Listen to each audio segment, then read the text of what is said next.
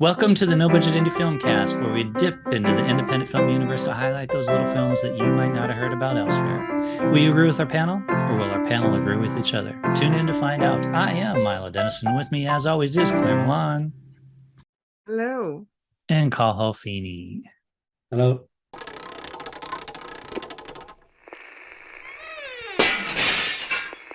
All right, folks, this week we are watching a film called Pony, written and directed by Candice Carella.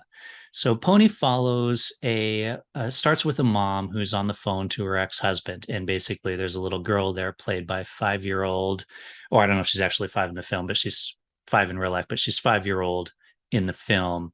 Her name's Miko, and basically the mom is trying to find a babysitter for the daughter. The mom has to go out of town for work, and she's talking to her ex-husband and basically saying, hey, come on, you need to watch her. And the ex-husband's like, no, I can't. And he suggests his brother, so her ex-brother-in-law. So the ex-brother-in-law agrees to watch the kid. The ex-brother-in-law is played by Xander Berkeley, who you probably recognize. He's been in quite a bit of stuff. And Xander plays the role of a older rock star. So in the stereotypical rock star style, he sleeps in late, he parties, he's got, alcohol paraphernalia around his house, total typical rock star thing. But he agrees to watch the little girl. So the mom brings the girl over. You can tell she's your kind of overprotective mom. She's like, make sure she takes her vitamins, make sure she does this, make sure to feed the goldfish, all that kind of stuff. And of course, he doesn't really want to do it, but he does it. And of course, he starts off not being very good watching the kid and then kind of becomes a little better at it. And then through the magic of cinema, they slowly become like bonded in the way that some crotchety old person and some little child introduced crotchety old person's life does, because we've seen this in a billion films prior to this one. So I will say, though, that it is well directed and the acting performances are great, especially in the part of the little girl. She's brilliant. Xander's great, obviously, in the role as well. But it's just kind of one of those. I think what this is Candice Carella's attempt to get herself noticed and say, look what I can do, Hollywood. Let me direct a feature film. And that's what it is, because it does look nice. It's shot well. It's acted well. It sounds well. Even some of the dialogue is fun, albeit that I've never heard a 5-year-old quite like this one. So you can tell this is another one of those films where the 5-year-old's lines are written by a full-on adult and basically had to repeat. But that's pretty much it. We get a little bit of tragic backstory, we get a little bit of comedy, we get a little bit of drama, and at the end, they're bonded and friends, and he's sad to see her go. What do you guys think? Yeah, like for me, it was 30 minutes long as well, which is very long for a Yeah, it was short. long. And I thought have seen this a million times. It was a little bit boring for me in parts because it was so predictable, and I was like a little bit, oh, I don't know about this because again, it's a bit cliched, I thought. But what really brought it up was the acting. This is really good acting, especially from the little girl. Really enjoyed it, and it was nice and sweet in parts, but for me, it was just too long, and the directing was quite good, but just the film as a short, it was just very. I've seen it too many times. I knew where it was going, and it did go where I predicted it went. It was grand, like it was all right, but it didn't really jump out at me. It was just something I watched and forget about really. So I wasn't 100% impressed with it, but I did enjoy it. But it was just too long and a bit flat or something, and too predictable for me. Yeah. Wow, unbelievable. Two very ungenerous reviews there. um, yeah, like I can understand where you're coming from, that you think it was predictable. And I half expected not to enjoy this film. Um, but I did, in fact. And conversely, uh, from your point of view, Claire, I thought the pacing was perfect because it it gave the sort of it gave the film the story a chance to breathe. I thought that it was about the sort of the transition of the rock star brother-in-law from this depression. Like he's obviously suffering from depression, and he was uh, embracing this sort of party lifestyle to get over it. And it took the innocence of the little girl with her the direct line of questioning to sort of bring it out. Um, and it could have been really schmaltzy. The whole film could have been very schmaltzy, but I don't think it actually descended into schmaltz. I thought it was kind of quite authentic. Um, like the humor, there was a bit of humor in it, which was quite good. And like that scene, for instance, in the middle of the film where he's ignoring her and she's going off, just having to entertain herself and all that. There's no dialogue. I can see why you can say, well, it's not driving the story forward. It's boring, but I think that we talked about this before in another film, but I think the pacing was just perfect for this type of film because by the end of it, you did have the feeling of time having passed because it wasn't rushed. It did feel as I said, more authentic. Hmm. It was interesting with the 30 minutes though, because if you think about it, what else is the point of doing this film other than a calling card? Because it's a terrible length for film festivals, right? It's too long for the shorts section and it's too short for a feature film. And so, like, what else are you going to do with this film other than throw it online for people to watch? Well, I mean, if you look at the IMDb, it won a lot of awards. Yeah. It's been a lot of festivals and won a lot of awards. Like, film festivals say they will advise keep them short, right? But they will make space for longer versions if it's really good. And I think this is a very good film, personally. Or if it's starring and produced by a famous actor Exactly. Yes. in the Yeah, Yeah, form that's of another Xander reason. Berkeley. Yeah. Yeah. I didn't know he was a famous actor, actually. I don't recognize him at all. What was he Yeah.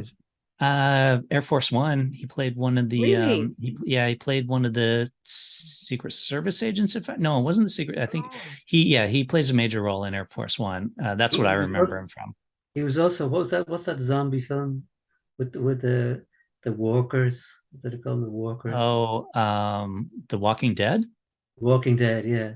He Mm. was the remember, I don't know what episode or series it was with this community. They were kind of in this kind of fort, and he was the head man, and Oh yeah. yeah. And I Okay. remember, I think he was in. I remember from 24 years ago as well. So he's a Oh guy yeah, that that's right. crops He up was on. in 24. I remember him from that. You're right. Yeah, I remember that. Yeah, yeah. He's a guy that crops up. I mean, I didn't even recognize him in this until the end. I went, oh, Jamie, Sandra Berkeley. And this was actually made in 2014, by the way. So okay. it's older Yeah, than The that. his little look has girl. definitely changed for this. I mean, with the Really? longer hair and the kind of Yeah. the whiter and that kind of stuff. Mm. And apparently, I think if I read correctly in the credits, that's his song as well that he sings in that. Or like Really? he's got a music credit in the credits. So I Okay. Yeah. don't yeah, some So maybe it Yeah. was just I was kind of tired earlier when I was watching it. So maybe it's just that. Yeah. I probably, do you know the way you're in a certain mood to watch a film? And yeah. I think sometimes it affects your, because I was like 30 minutes, and if you're kind of tired watching a film, you're kind of, it affects your view of it, I suppose, you know? Yeah. Yeah. Well, You're uh, like, damn it, I gotta watch this stupid film for our stupid I podcast know. that we're gonna record stupid tonight. You know, I don't mean like no, because maybe like it's obviously has like she was brilliant, little girl in it. It was really sweet, you know. well, Um, I felt the same. I said, oh, for some reason, I thought oh, it was a short film. Then I went, 3 minutes. Oh no, here we go. But I did. It drew me in. Like the performance of the girl, she was yeah, brilliant, and I really was kind of sucked into the story, and I didn't resent that 30 minutes at all. Uh, yeah. I actually thought it was very good. Mm. Mm. I did And like the end actually. I won't just spoil it, but when there was another pet, and you expected to be one pet, and it wasn't. Mhm. yeah, I, that was That was cute. quite good Mhm. because you're kind of Yeah, thinking, oh, it'll be a fluffy dog or something typical. yeah, That was cat or a kind of dog or kind of something. cute. Yeah, yeah. I thought I said like the humor was good. I mean, the first scene early on where the mother's giving all the dietary instructions, and then she leaves, and he goes, "Gee, you put up with that every day." I thought that was kind of funny. And then when they were doing the toilet scene, I won't spoil it, but that was very well done as well. And so, like, it was, I just thought it was very well, very well judged, the whole thing. Yeah, it was well done. I'm not saying it wasn't well done. I'm just saying, like, you literally knew everything that was going to happen in this film. Like, Oh, I mean, and I'm not saying like I needed a twist or anything like that. That would have annoyed me as well if it had like some weird twist at the end just for the sake of, playing a twist on your audience. It's just, it's just, like, okay, great. We got some smart little kid talking like she's an adult and being kind of left with her own devices. And we've got old guy that doesn't want to take care of the kid, and over time learns to like grow up a little bit thanks to the lessons that the child taught him. And it's just, they could have done a little something, at least one thing different other than the pet at the end would have been nice. Yeah. Yeah, it is, I suppose, a genre. Yeah. It is a type of film, but there is. Yeah. But again, like, even the tragic backstory with the guy, like, did they really need that? Of like, oh, yeah, I was in love once. Let me tell you Yeah, it was a the little bit story corny. about the It time was I a was in little love bit. once I and the thought they were going tragedy to that show, happened. like, he's going to show his dog or something, Yeah, and he that showed the would have pregnant worked a little woman, better. Yeah. and it was like a naked pregnant woman. Yeah. You don't look at her. So let's bring it down even. Yeah, exactly. It Like, was like, that's oh, a bit of course. inappropriate. You can't just be a woman. She also has to be pregnant with this child. And naked. And Yeah. naked. Oh, the level of cynicism here is I'm sorry. I think it was, I don't know. It was weird. Yeah. Yeah. It's normally me who's like that, I'm sure. Yeah, normally it's the call is the one, but Yeah. I think we've no heart, myself and Milo. We just, Yeah. Yeah. All right, guys. Well, ratings. Okay. So for me, it was too predictable, too long, but really good acting. And I just didn't connect with it as much as I wanted to. So 2 stars for me. Oh, wow. Uh, yeah, I suppose you can say it was predictable, definitely. But I thought in every other respect it was just a little gem of a film. Yeah, it was really well acted, really well paced for me, well written, everything. So I'll give it 4.5. Wow. 4.5. Wow. That's Jeez. high for Carl. Yeah. I mean, I'm fine with watching predictable movies. Certainly we see them all the time, but it does need to be done in a way that makes it interesting. And to me, that doesn't happen. Yes, the girls the performances are great. And they do have a few pretty witty lines of dialogue, which are good. But that's not enough to bump it up.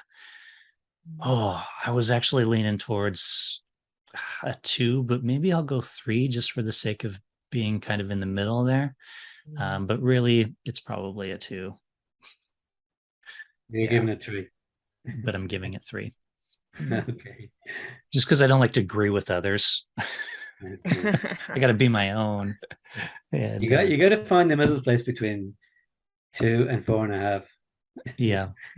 So that's it. I'll do the 3 3 because and it's a that quarter. middle place. Yeah, but if I had gone first here on the ratings, I probably would have said 2. But after hearing yours, I feel like I need to find the middle. Okay.